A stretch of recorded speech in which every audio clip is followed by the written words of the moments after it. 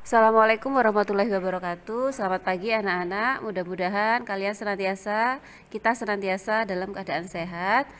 Nah, kita pada hari ini jumpa lagi dengan Bu Ratna dalam pembelajaran IPA pertemuan ke-11 ya. Nah, jadi pada pertemuan ke-11 ini masih di bab 2 yaitu tentang klasifikasi makhluk hidup.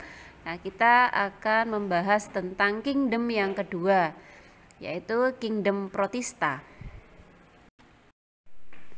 Adapun tujuan pembelajaran pada pagi hari ini adalah peserta didik memahami karakteristik makhluk hidup yang termasuk ke dalam kingdom Protista.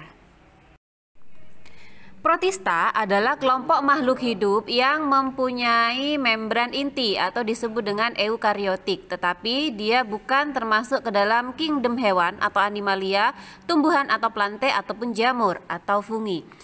Protista kebanyakan adalah organisme yang hanya memiliki satu sel atau disebut dengan uniseluler. Dalam bahasa Yunani, protista berasal dari kata protos yang artinya pertama dan zoa yang artinya hewan. Jadi protista adalah kelompok makhluk hidup eukariotik yang pertama. Inilah yang membedakan antara protista dengan monera. Jika monera ini belum memiliki membran inti, jadi disebut dengan prokariotik. Sedangkan protista ini adalah makhluk hidup pertama yang memiliki membran inti atau disebut eukariotik.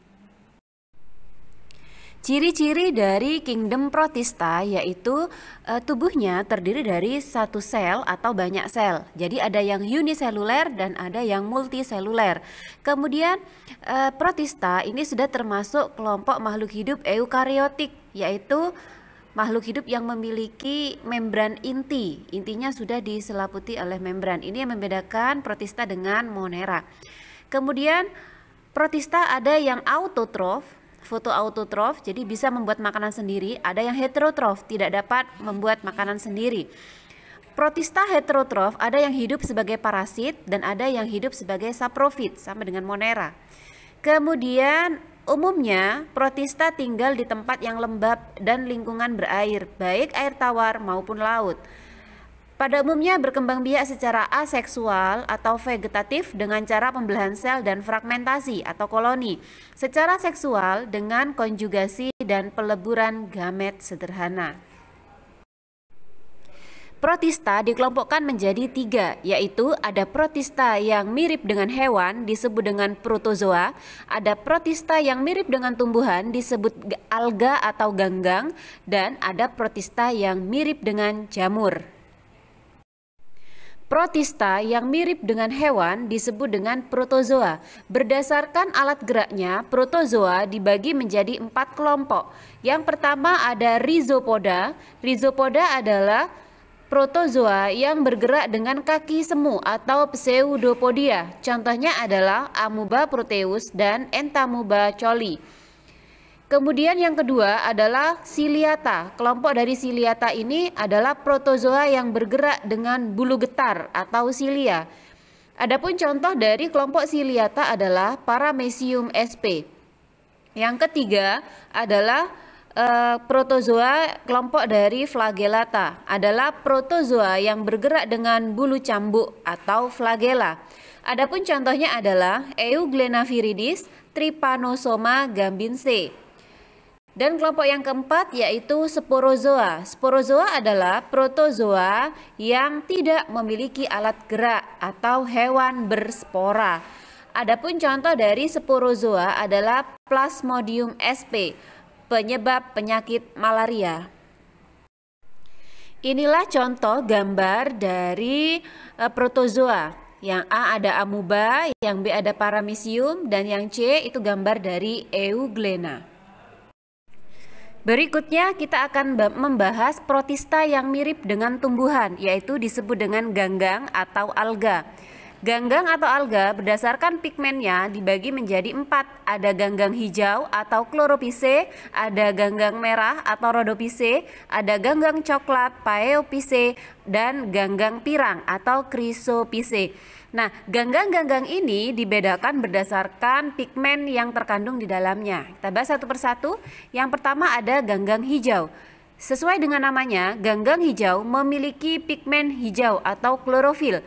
Kemudian multiseluler, bentuk benang atau lembaran, contohnya adalah Spirogyra, Chlorella, dan Chlorococcum. Sedangkan ganggang atau alga merah disebut Rhodophyceae.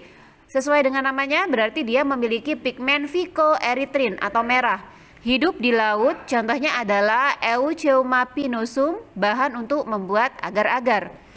Yang ketiga adalah ganggang coklat atau Phaeophyceae. Pada ganggang coklat, ini memiliki warna coklat kehijauan, banyak mengandung asam alginat untuk tekstil dan obat-obatan. Contohnya adalah Sargassum dan Turbinaria. Yang keempat, ada ganggang pirang atau Chrysophyceae. Bangkai alga pirang di dasar laut akan membentuk lapisan tanah yang disebut dengan diatom. Gunanya adalah untuk bahan isolasi, alat gosok, dan bahan dinamit. Nah, itulah macam-macam ganggang atau protista yang mirip dengan tumbuhan. Nah, ini beberapa contoh gambar dari alga. Ada alga hijau, ada alga merah, dan ada alga pirang. Sedangkan yang terakhir adalah protista yang mirip jamur. Nah, protista yang mirip jamur ini dibagi menjadi dua kelompok. Ada Oomycota atau sering disebut dengan jamur air, dan ada Myxomycota atau yang sering disebut dengan jamur lendir. Oomycota atau jamur air ini menghasilkan oospora, yaitu spora berdinding tebal yang mampu bertahan di lingkungan yang buruk. Sedangkan Myxomycota ini memiliki ciri fase vegetatifnya atau aseksualnya mampu bergerak seperti amoeba serta bereproduksi dengan menghasilkan spora. Nah, itulah pembahasan kita tentang kingdom yang kedua, yaitu kingdom protista. Bisa kita simpulkan bahwa protista itu terdiri dari 3 macam ya. Ada protista yang mirip hewan atau disebut dengan protozoa, ada protista yang mirip tumbuhan, sering kita sebut dengan ganggang atau alga, dan protista yang mirip jamur. Nah, silakan kalian simak materi kali ini. Bagi yang belum paham silakan WA Bu Ratna. Terima kasih atas perhatiannya. Wassalamualaikum warahmatullahi wabarakatuh.